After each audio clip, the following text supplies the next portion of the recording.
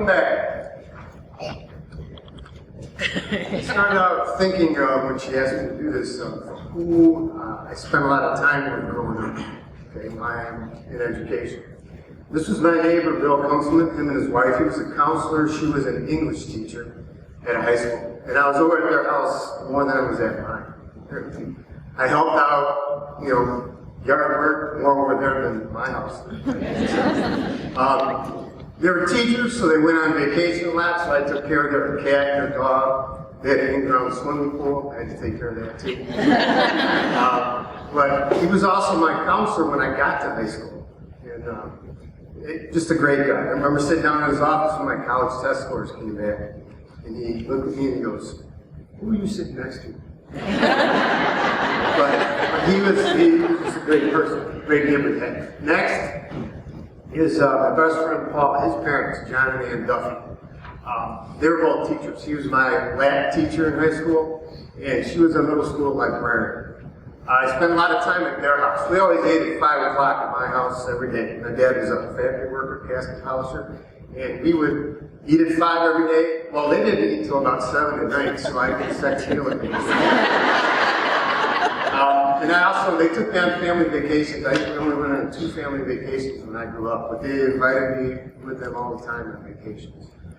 Here is my youth pastor. He started out being a high school math teacher, and then he went into ministry. Junior high, senior high, youth group, every Sunday night, I was hanging with him. Okay? And then over here is my father-in-law, Edward Bray, taught over at Hadley for 38 years. He was another big influence on me. This is on my wedding, giving me the advice. Like, run now, but no, these were people that had a great impact on my life, okay? And I spent a lot of time with them. Like all of you out there, sometimes we spend more time with these kids than they do with their parents, and we have a huge impact. Like Corey stated, it was teachers that truly made me choose teaching as my profession. When I finally realized teaching is what I wanted to do my senior year in high school, I started my preparation immediately with my elementary school physical education teacher, Scott Brown, at Armstrong Elementary School in District 54. He allowed me to come in during my high school study blocks to observe and help him during his classes. As a youngster, I only had physical education 2 times a week for 25 minutes. I'm pretty sure I would have done absolutely anything you wanted me to do to have PE 5 times a week.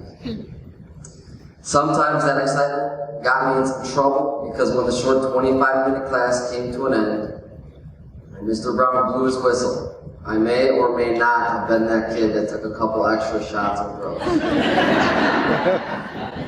Since we all spend valuable time with these kids, teachers get to know them quite well. We get to see them grow from day to day, from week to week, year to year. And at this point in their development, they're all different shapes and sizes. Okay? They're all different ability levels. So when it comes to meeting their needs, we need to differentiate our instruction to get the most out of them. So at the elementary level, we take pre-assessments at the beginning of the unit to understand where the students stand. Then, based on what it is we are teaching, we can ability group the students or have mixed ability groups. Each method of grouping has its benefits to all students. Splitting students by like abilities allows the students to be challenged appropriately by their peers.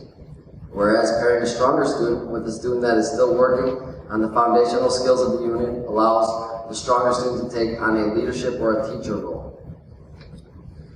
Other times, when we do station work in small groups, I will leave a variety of different options from super easy to more challenging at each station. This guarantees me that all students will at least be able to do the first level and therefore not feel embarrassed that they are unable to do the skill. Considering I see every student in the school every day, and our units typically last 2 weeks, give or take a few days, differentiating is not an easy task. An application that I like to use a lot with grouping is called Team Shape.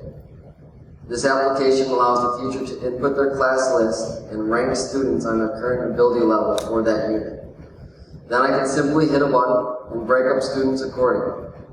Oftentimes, if I'm using these groups for a prolonged period of time, I will print the groups out and hang on the gym wall for those students that maybe were absent or are simply forgetful. I can also see this app to be useful in the general classroom climate as well. Like that. In middle school, we allow students to self-assess their level when we start each unit. Okay, so we first give them expectations, tell them what they're accountable for, and the certain baseline knowledge of rules or concepts that they need to know. Okay, then we break them into 2 or 3 skill groups, and we give them the power to stay in that group, or if they want to move up or down, depending if they're not being challenged enough. Most of the time, the kids, they really know where they're at. Okay? But sometimes kids don't realize how good they are until the teacher shows them that they do have the skill and knowledge. Often, they just lack confidence or have some low self-esteem.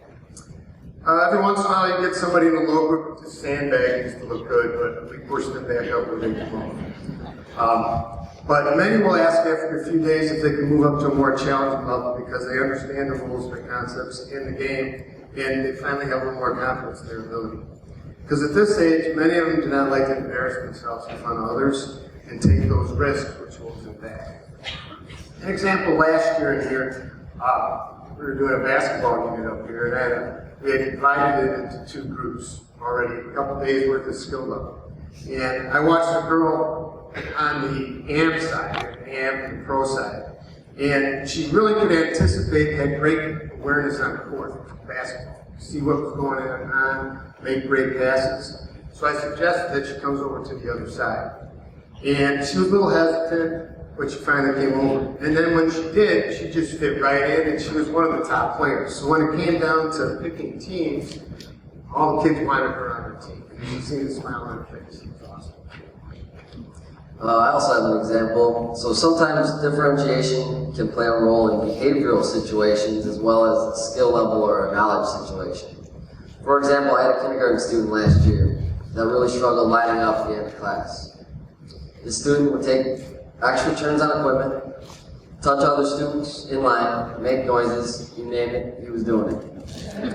So after some thinking, I finally came up with a plan for this student. The student became what I called the stretching captain. I would always line this class up 2 to 3 minutes early. The stretching captain would then sit in the middle of the gym and lead the rest of the class through a series of stretches. After the completion of the 2 to 3 minute stretching routine, the student walked to the front of the line and we started toward the hallway. Not only did his behavior improve, but he took his job very seriously. Through trial and error and giving it whatever it took to help this child succeed, I was able to successfully find something that worked for him and was beneficial to everyone on board. When Mike and I first got together for this presentation, we realized that we had never really talked, collaborated. Not today, we got it, but we had never really collaborated or talked about how us as physical education teachers run our units, how we evaluated performances, and how we differentiated our instruction. However, preparing for this, we've gotten to know each other and look forward to finding time, if you'll give us some, to bounce off ideas to one another to help us. So at this time of year, it's not uncommon to hear middle school teachers guessing which school a particular student came from.